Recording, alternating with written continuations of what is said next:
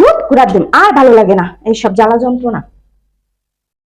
কয়দিন পর পরই এই কারি কুকারটা নষ্ট হবে, 2-3 দিন পর পরই নষ্ট হবে। আচ্ছা, এটা কিনছি কি করার জন্য? এটা কিনছি হচ্ছে টাকা সাশ্রয় করার জন্য, যাতে আমার গ্যাসের বোতল কিনতে না হয়, গ্যাস খরচ করে আমার রান্না করতে না হয়। আর সেখানে আমি এই কারি কুকারটা কিনছি 4000 টাকা দিয়ে। এই কারি কুকারটা আমি 4000 টাকা দিয়ে কিনছি কারেন্টে রান্না করার জন্য, যাতে আমার গ্যাসের সাশ্রয় হয়, কারেন্টের বিল কম আসে। কারেন্টে রান্না করলে নাকি বিল কম আসে, যার কারণে আমি এই কারি কুকারটা মানে কিনছিলাম। এই কারি কুকারটা আজকে 3 মাস ধরে কিনছি গাইস, আমি আপনাদের সাথে শেয়ার করি। এর আগে আমি বলছি আপনাদেরকে যে আমি এই কারি কুকারে রান্না করে শান্তি পেলাম না। 3 মাস ধরে আমি এই কারি কুকারটা কিনছি।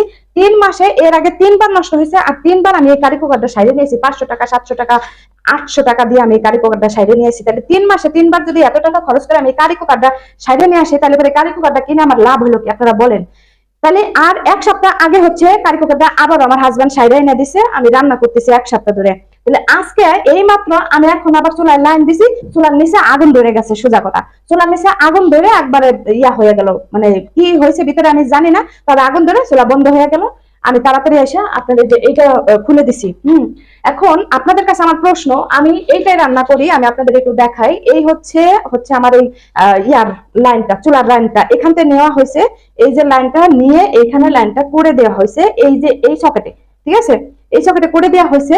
আর এইখান থেকে লাইন দিয়ে আমি হচ্ছে এখানে রান্না করি, ঠিক আছে। তো এই চুলাটায় মনে করেন যে এখান থেকে লাইন দিয়ে আমি রান্না করি। তো এটার কি সমস্যা, যে এই চুলাটা তো অনেকেই ব্যবহার করছে, আমার মনে হয় যে অনেকেই ব্যবহার করছে, অনেকেই কিনছে। তো এরকম কারো হয় কিনা আমি জানি না, তবে আমার সাথে এটা হচ্ছে। আমার সাথে এটা হচ্ছে যে 3 মাসে এই যে 4 বার নষ্ট হয়ে সারলো। আর এই যে মনে করেন যে আমি এটা রান্না করে মানে এটা ব্যবহারই করতে পারতেছি না আমি এখন। এই কারি কুকারটা এমন কিনা, মানে এমনই এটা চলে নাকি, যারা কিনছে তারাও কি আমার মতো এমনই বিপদে পড়ছে নাকি আমি জানি না। তবে যদি কেউ এই কারি কুকারটা ব্যবহার করে থাকেন, তাহলে আমাকে জানাবেন কমেন্ট করে যে আসলে আপনারা ব্যবহার করে মানে কেমন বুঝতেছেন, মানে আপনারা ব্যবহার করে শান্তি পাচ্ছেন কিনা। তো আমি তো শান্তি পাচ্ছি না, তো এবার মানে আমার কাছে মনে হয়েছে যে এটা আমি ব্যবহারই করব না।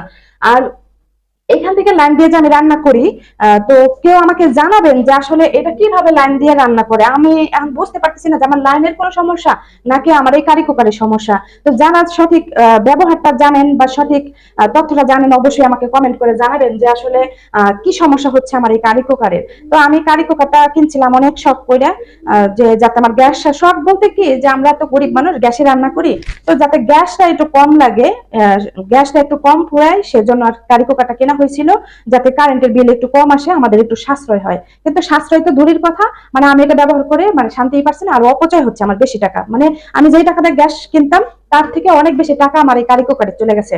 তো বন্ধুরা একটু কমেন্ট করে জানাবেন যে আসলে সমস্যাটা কি, আর এই সমস্যার সমাধানটা কি, সেটা একটু কমেন্ট করে আমাকে জানাবেন দয়া করে।